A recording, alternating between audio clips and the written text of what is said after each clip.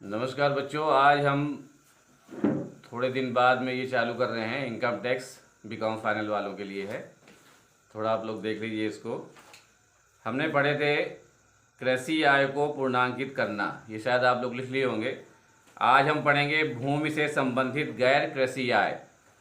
मतलब जो भूमि से संबंधित तो है लेकिन वो गैर कृषि आय मानी जाती है।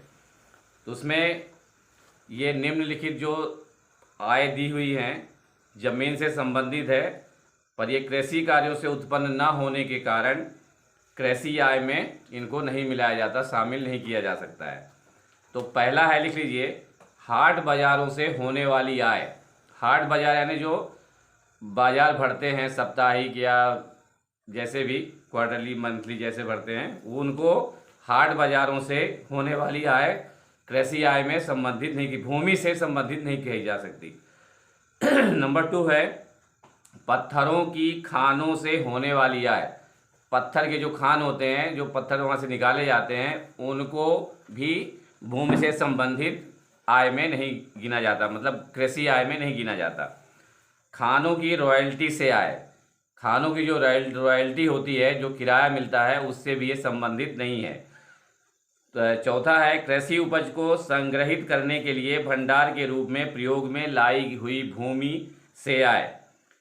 फिफ्थ है सिंचाई के लिए पानी देने से आय। उदाहरण, किसी ट्यूबवेल या कुएं से सिंचाई के लिए पानी देने से जो आय होती है, क्योंकि ऐसी आय कृषि कार्य से उत्पन्न नहीं हुई है, तो उसे भी गैर कृषि आय ही बोला जाएगा या माना जाएगा। फिर है स्वयं उग आई हुई घास, पेड़ अथवा बांस से आय। जो हम देखते हैं बरसात में अपने आप जो घास उग जाती है, उससे कोई आय होती है। यदि उसको बेचा जाता है या कोई खरीदता है, तो उससे जो आय मिलती है, जो पैसा मिलता है, तो वो भी इसमें शामिल नहीं किया जा सकता। नंबर 7 है मछली क्षेत्रों से होने वाली आय। मछली पालन केंद्र से जो आय होती है, उसको भी भूमि से संबंधित आय गैर कृषि आय मानी जाती है। 8 है उस मिट्टी की आय जो ईंट बनाने के लिए बेच दी गई है। 9th है कृषि फार्म के मैनेजर को मिलने वाला पारिश्रमिक। 10th है कृषि कार्य में लगी हुई कंपनी से लाभांश की आय। खड़ी फसल के क्रेता को आय। डेयरी फार्म, मुर्गी पालन आदि से आय तथा कृषि भूमि के किराए की बकाया पर ब्याज से आय।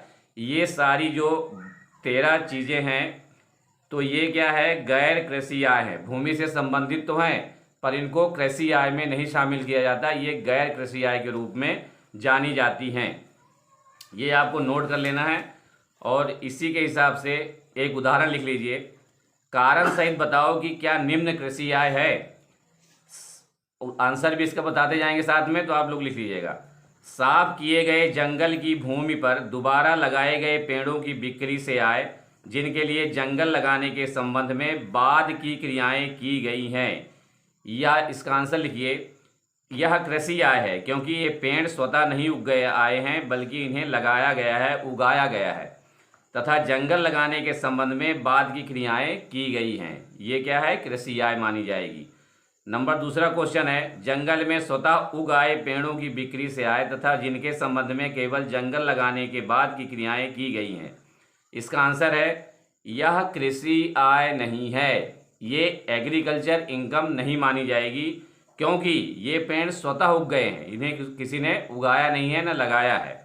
इनके लिए मिट्टी की जुताई, बीज बोने, खाद देने, पानी देने आदि की कार्यवाही नहीं की गई है। इनके संबंध में बाद की जंगल लगाने की क्रियाएं करने से यह कृषि आय नहीं मानी जाएगी। मतलब किसी प्रकार का इसमें वृक्षारोपण नहीं किया गया है, न उनकी देखभाल की गई है, ये अपने आप उगाई हैं, इसलिए इनको कृषि आय में शामिल हम नहीं कर सकते। दूसरा है, इसमें निम्न सूचनाओं के आधार पर कर निर्धारण वर्ष 2019-20 की कृषि आय की गणना कीजिए। कृषि कार्यों के लिए भूमि देने पर लीज किराया 48,000 लिख लीजिए। कृषि उत्पाद की बिक्री, भूमि के स्वामी का हिस्सा 30,000 रुपये। कृषि भूमि पर सरकारी कर का भुगतान 6,000 रुपये। बिजली, सिंचाई एवं खेत श्रमिक पर व्यय 10,000। बीज की खरीद 1,000। ट्रैक्टर का किराया कृषि कार्यों के लिए 2,500 रुपये। ये सवाल है, अब आपको आंसर मैं बताता हूँ बोर्ड में, वो थोड़ा सा ध्यान से देख लीजिएगा।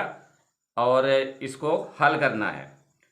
हम लिखेंगे पहले computation of agricultural income for the assessment year 2019 और 20। ठीक है। लीज रेंट कितना है हमारा, लिखिए 48,000, lease rent 48,000। Sale of agriculture produce 30,000, मतलब सेल का मतलब क्या हुआ, कृषि उत्पाद की बिक्री 30,000 है, तो 48,000 प्लस 30,000 78,000 हो गया ये। अब उसके बाद इसमें लेस करना है। लेस क्या करना है, एक्सपेंसेस हमको इसमें से लेस करना है। एक्सपेंसेस कौन कौन से हैं, टैक्स ऑन एग्रीकल्चरल लैंड्स, मतलब एग्रीकल्चर ज़मीन जो है उसको, उसका जो टैक्स लगता है उसको माइनस करेंगे, वो है 6,000। पहले सबको जोड़ लेते हैं, जितने खर्चे हैं पहले उनको हम क्या करते हैं, जोड़ लेते हैं। जोड़ने के बाद में फिर उस 78,000 में से इनको हम क्या करेंगे, माइनस करेंगे, तो एग्रीकल्चर इनकम हमारी निकल जाएगी। पहले देखेंगे tax on agricultural lands 6,000, power irrigation cess and farms labour, जो लेबर श्रमिक जो भी लगा है खर्चा, पावर लगा है, इलेक्ट्रिसिटी लगी है, ये भी खर्चा टोटल इन्होंने दिया है 10,000 रुपये। सीड्स बीज लेके आए इन्होंने 1,000 रुपये का। ट्रैक्टर हायर चार्जेस, ट्रैक्टर किराए पर लाया है कृषि कार्य के लिए, तो 2,500 रुपये है, तो इनका टोटल 6,000, 10,000 प्लस 1,000 प्लस 2,500, इनका टोटल होता है 19,500 रुपये। तो टोटल हो गया हमारा 78,000 माइनस 19,500, तो 58,500 रुपये हमारी इनकम हो गई, एग्रीकल्चर इनकम, कृषि आय। ठीक है। दूसरा उदाहरण लिख लीजिए, भूमि पर कृषि करने से कृषि आय ज्ञात कीजिए। कृषि उत्पाद की बिक्री से आय 2 लाख रुपए, उपकरणों पर हैरास 10,000 रुपये, श्रमिक व्यय 25,000, बीजों की लागत 10,000, खाद की लागत 5,000, कृषि कार्य हेतु बिजली खर्च हुआ 15,000। अब इनको हमको क्या करना है, कृषि आय ज्ञात करना है इनसे।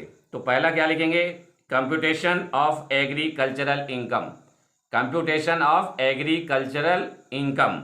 तो सबसे पहले क्या करेंगे हम, sale proceeds of agriculture products कितने का है, भूमि पर कृषि करने से कृषि उत्पाद की बिक्री से आय, सीधा लिखेंगे इसमें कृषि उत्पाद की बिक्री से आय कितनी है, वो 2 लाख रुपए है।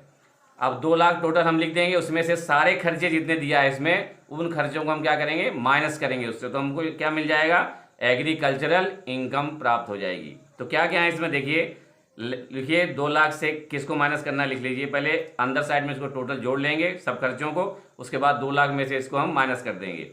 तो पहला हम लिखेंगे डिप्रिसिएशन, मतलब अवक्षण जो दिया है, उपकरणों पर ह्रास का मतलब होता है टूल्स, डिप्रिसिएशन ऑफ टूल्स, तो डिप्रिसिएशन लिखेंगे 10,000, labour charges 25,000, cost of seeds, बीज खरीदने की लागत है 10,000 रुपये, और cost of fertilisers 5,000, electricity charges 15,000। इनको सबको जोड़ने के बाद आता है हमारा 65,000 रुपये। तो 2 लाख में से 65,000 को माइनस करेंगे तो 1,35,000 रुपये हमारी क्या निकलेगी, एग्रीकल्चरल इनकम।